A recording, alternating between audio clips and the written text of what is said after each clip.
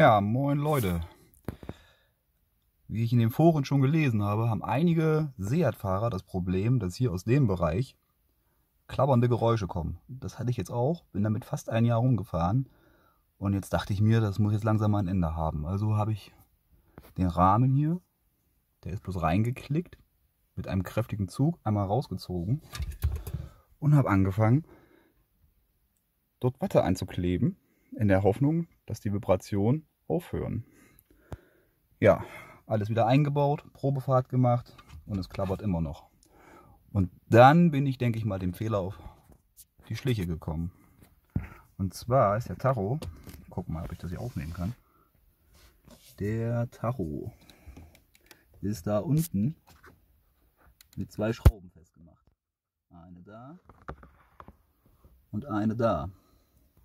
Oben jedoch wurde das ganz professionell gelöst von Seat. Und zwar sind da nur zwei Plastiknasen, die in so ein U reingreifen. Die sind dort nicht fixiert, die liegen da ganz locker in diesem U drinne. Und zwar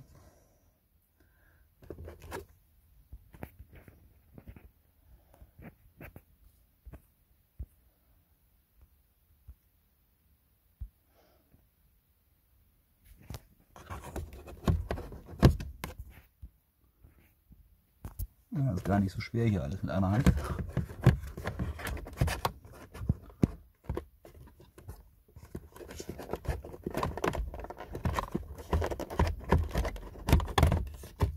So, und zwar genau da.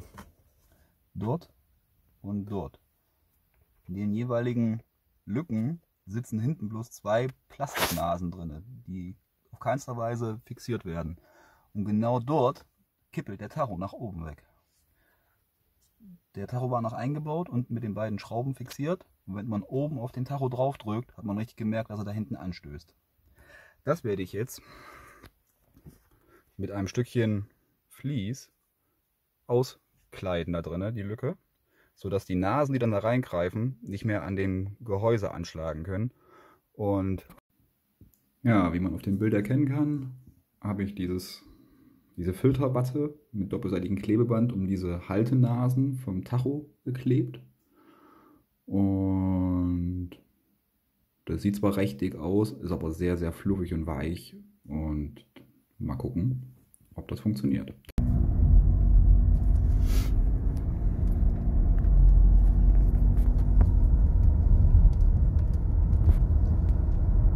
Ja, auch bei höheren Geschwindigkeiten absolute Stille.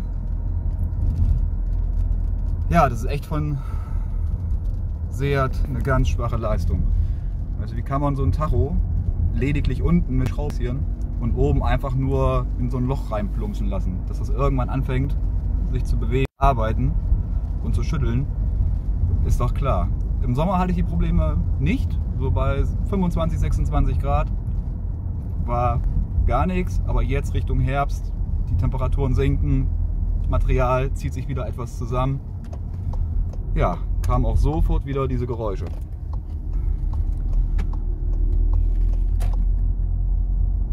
Ja, ein bisschen untertürig, wenn er ein bisschen vibriert, aber nichts zu hören vom Tacho. Ja, ich hoffe, ich konnte einigen damit weiterhelfen, weil, wenn ich das richtig gelesen habe im Internet, bin ich nicht der Einzige mit dem Problem. Und ich bin kein Kfz-Mechaniker, Mechatroniker oder irgendetwas Ähnliches in der Richtung.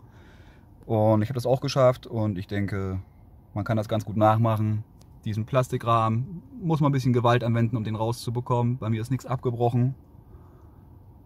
Sollte also auch jeder hinbekommen. Unten die beiden Schrauben. Passt da auf, dass sie nicht runterfallen in das Cockpit rein. Die Sucherei wollen wir uns alle ersparen. Und ja, oben ein bisschen Watte rein oder irgendwas Ähnliches, was ein bisschen dämmt. Und dann funktioniert das. So, abschließendes Fazit. Ich bin jetzt noch mal ein paar Kilometer gefahren, auch mal ein paar Strecken oder Straßen, die nicht ganz so glatt sind, und es ist tatsächlich komplett Ruhe. Ne? Also hier oben hat man so ein leichtes Kippeln gemerkt, wenn man da ein bisschen Druck drauf gegeben hat. Das ist jetzt weg. Man sieht auch nichts, dass da irgendwas noch dahinter klebt. Die Blende oben verdeckt das ja komplett. Sehr gut. Ja, der Aufwand war jetzt, wenn man weiß, woran es liegt, 15 Minuten, 20 Minuten, dann ist das Problem gelöst. Also der Aufwand lohnt sich auf jeden Fall, weil dieses Geklapper in dem Auto, das Auto ist keine 5 Jahre alt und man denkt, man fährt ja irgendwie einen 16 Jahre alten Fiat Panda. Ja, ich hoffe, ich konnte euch weiterhelfen. Bis dann. Ciao.